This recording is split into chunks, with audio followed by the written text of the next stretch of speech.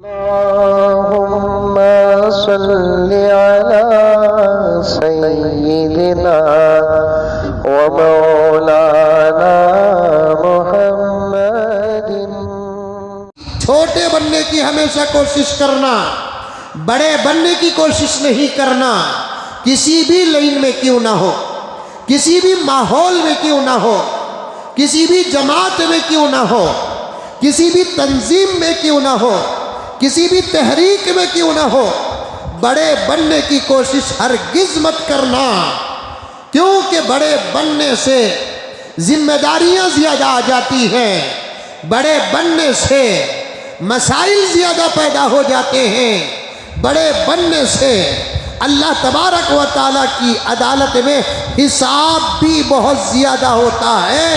चाहे वो बड़ा अच्छा हो तब भी उसका हिसाब होगा, चाहे वो बड़ा ख़राब हो तब भी उसका हिसाब होगा। बड़े बनना सबके बस की बात नहीं है।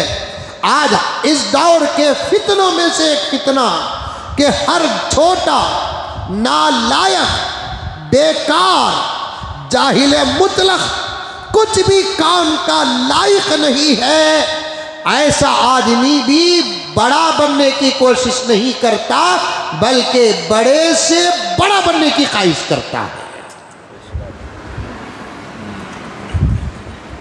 ना अदब है, ना अखलाक है, ना तमीज़ है, ना इल्म है, ना कुछ है, बड़ा बनने की ख्वाहिश करता है। बात आ गई तो मैं अर्ज करता चलूं, मैंने देखा, आपने देखा है कितने मसाजिद के बड़े ऐसे हैं, अल्लाह को गवाह रख कर कहो क्या वो मस्जिद के बड़े बनने के लायक हैं? कितने दरगाहों के बड़े ऐसे हैं, अल्लाह को हाजिर व नाजिर रख कर कहो कि क्या वो दरगाहों के जिम्मेदार बनने के लायक हैं? सवाल ही पैदा नहीं होता। उनका अंदर, उनका तक़वा, उनकी तहारतें तो दूर की बात, मैं साफ डंके की चोट में कहता हूँ अकरम कि उनके सूरतें बताते हैं कि इस ओहदे के ये लायक नहीं है। उनके सूरतें बताते हैं कि इस कुर्सी के ये लायक नहीं है। बास की सूरतें बताते हैं कि उनके जिम्मेदारी के वो लायक नहीं हैं। बड़े बनने की कभी कोशिश मत करो, अल्लाह ताला से डरते रहो।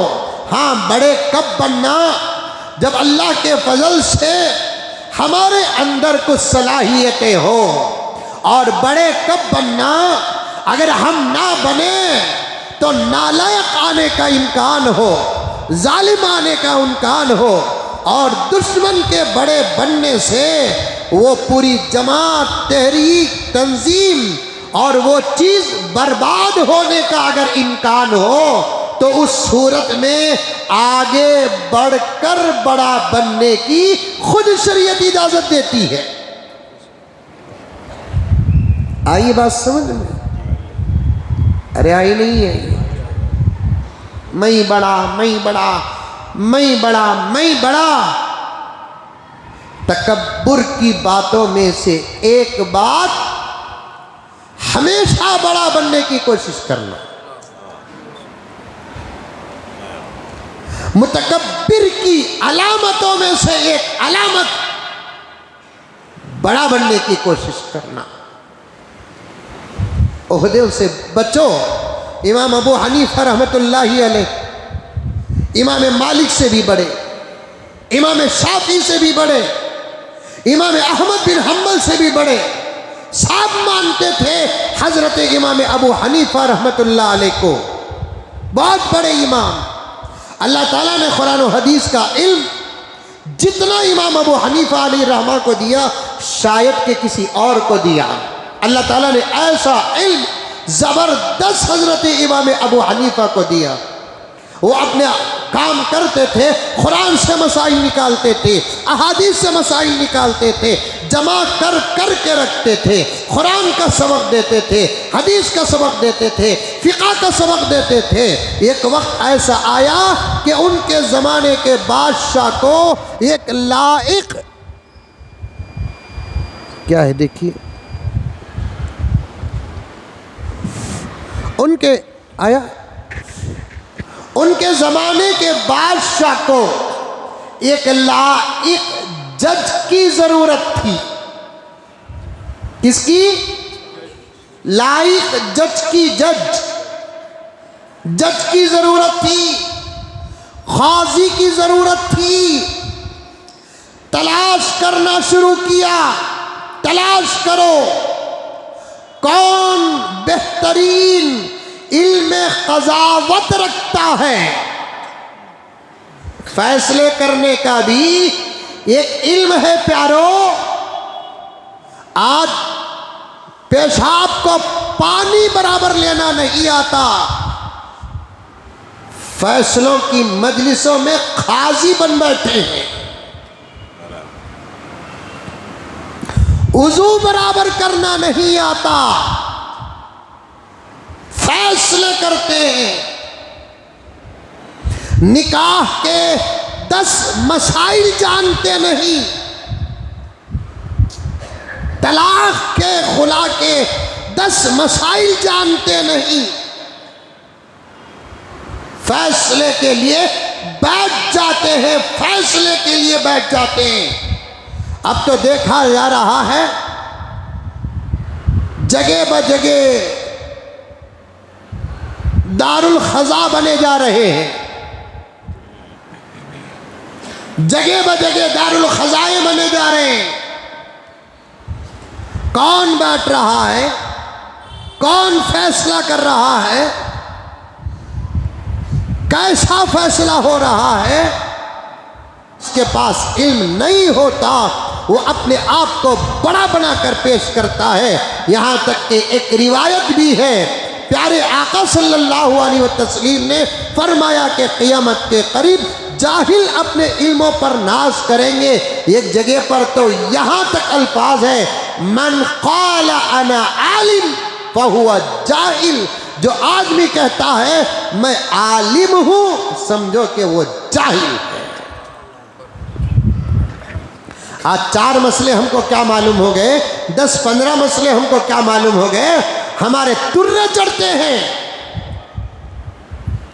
बड़े बनने के लिए मुकाबले करते हैं हम, एक दूसरे को गिराने के लिए हद पार करते हैं हम। बड़ा कभी बनने की कोशिश मत करना, बड़ा कभी बनने की कोशिश मत करना।